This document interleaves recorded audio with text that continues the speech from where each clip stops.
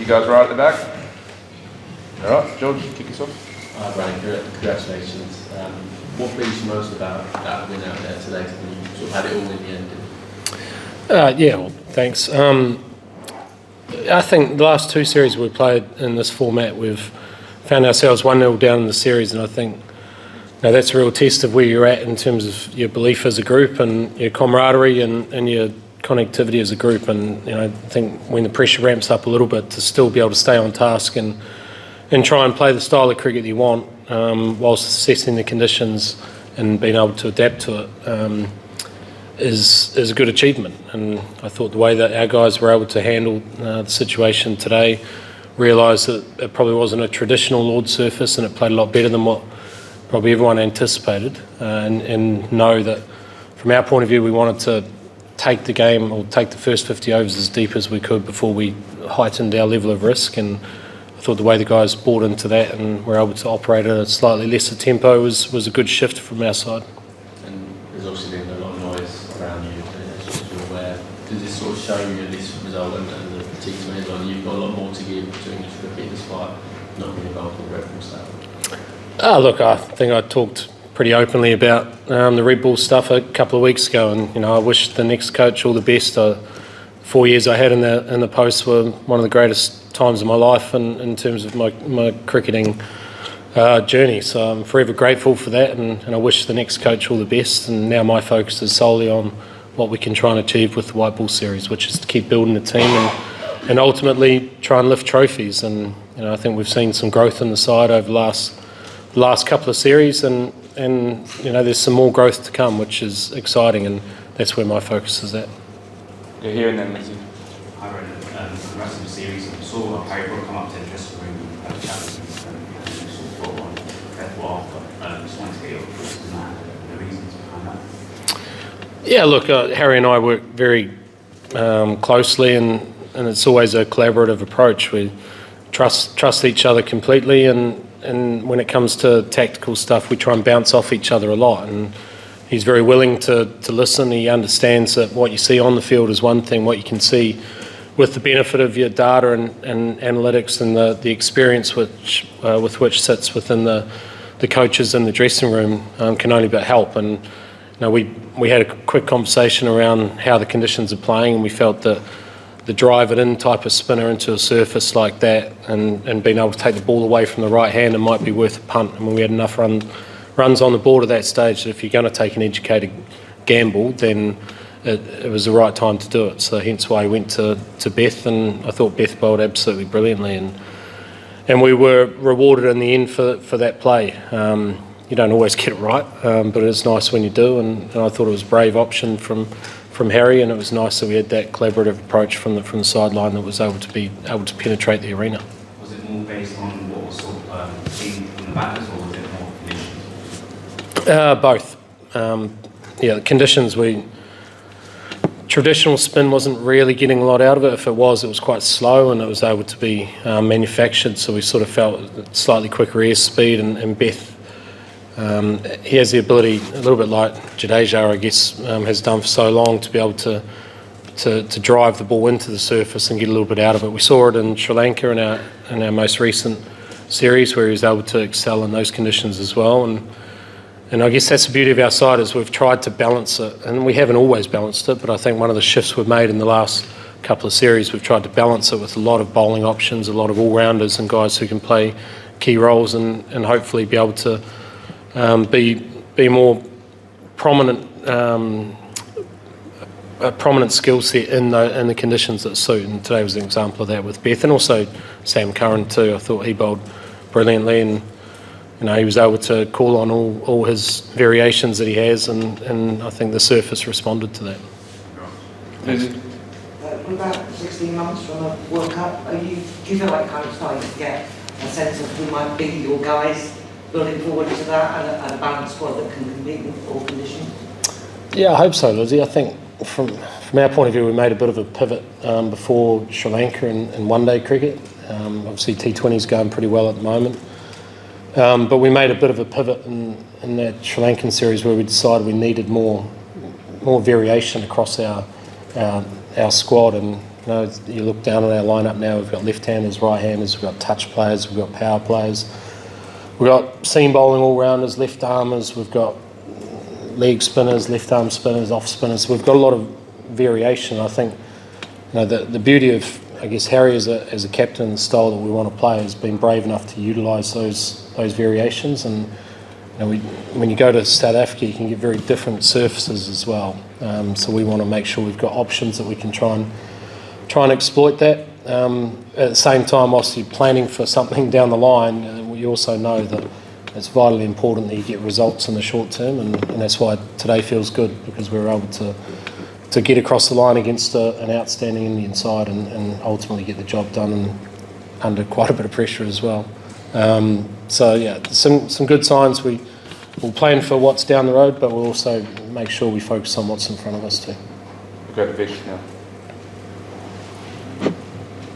Hi guys, just on Sam Curran, someone who's basically fought his way back into the right ball set up on you and shown, I suppose, why today, he's handling the pressure, and he's also someone who's got, he's one of the leaders I suppose you spoke about that exists in the group. Just, I suppose, just from your perspective, can I get you to talk about how impressed you've been by him over the last year or so, and I suppose what he brings, especially on the experience front? Yeah, Vish, I reckon he's a great example of a player who found himself on the outside of the side when we initially took over this, and he sought out some clarity around where we thought he was at and what we thought he needed to do, which I love. I love the fact that players are prepared to get that clarity and that information, and they're prepared to put themselves in uncomfortable positions to have those conversations. And obviously Sam and I sat down and it was a really honest conversation around a lot had come to Sam quickly in his career. He'd had a lot of success and a lot of fame, and lots had come to him, but as the results had tailed off a little bit.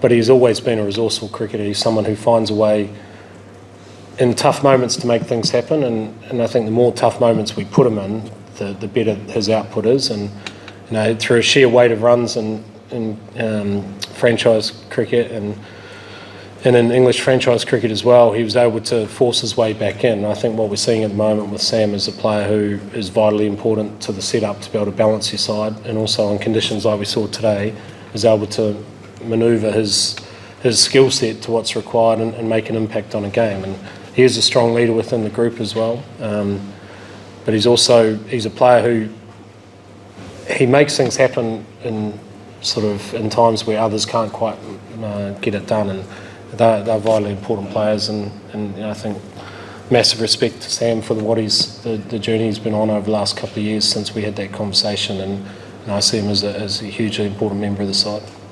Could it be an option to captain England in multiple formats if, say, Brooke is given test captaincy and with the reluctance to have a cross-format, all-format captain?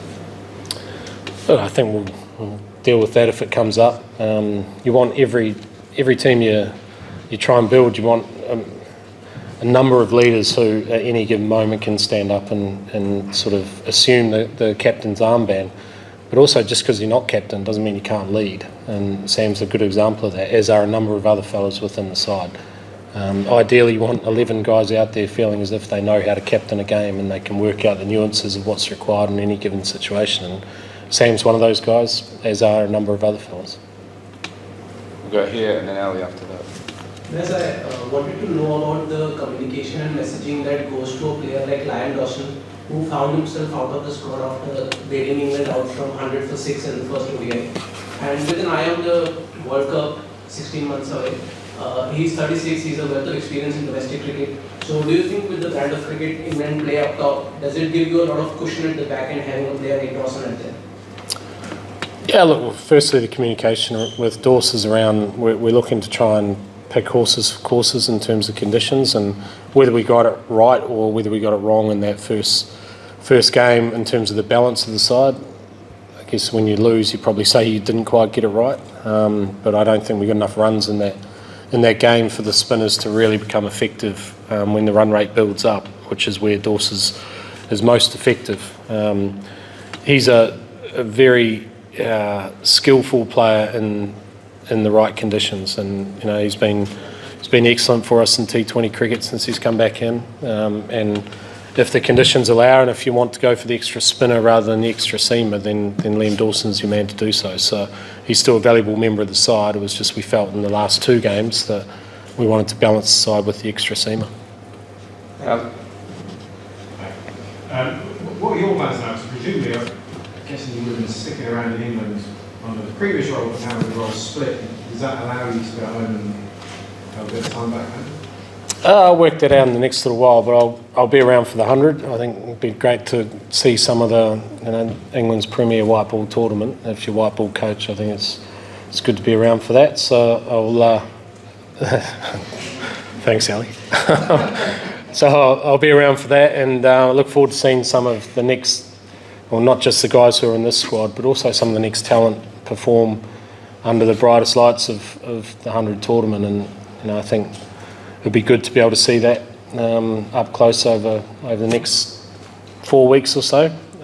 So I'll look to try and get around some of those games and see that, and hopefully we'll see some more talent. And just with the role set to be split, I'm just wondering, are you kind of worried with the test side that you're in need of more sort of remedial work, probably more immediately, that you might become the sort of junior partner in that combination in terms of resources? How do you see that working out? Collaboratively, I think, Ali. Yeah. But I mean, there may be times when you're told, I'm sorry, we need to sort of push this person that way because they're giving their time off during the whiteboard stuff. Is that just that? I think once the new coach is put in place, I think we'll have a good conversation around everything. I think ultimately, as long as everyone wants what's right for English cricket, then there'll be some give and take on certain things, and that's just the way it is. There'll be situations where you do have to give, and there's situations where the test coach will give as well. And I think that's fundamentally you're trying to just get what's right for English cricket, and I look forward to those conversations when the time comes. And do you have a role in that recruitment process, or is this one that you take a step back or just let others deal with it? No, I've got enough on my plate of just trying to work out the white ball stuff, so I'll respectfully stay in the lane there, Ali. We'll do the last 2 here and there. Just a quick reflection on Root series, like he finished unbeaten against India. So what conversations you have with him, because for him it's like business as usual. Yeah, Ruti's, some player, right? Like what he's been able to achieve over his entire career is phenomenal, but in the last 18 months in one-day cricket, I think he's averaging in excess of 80.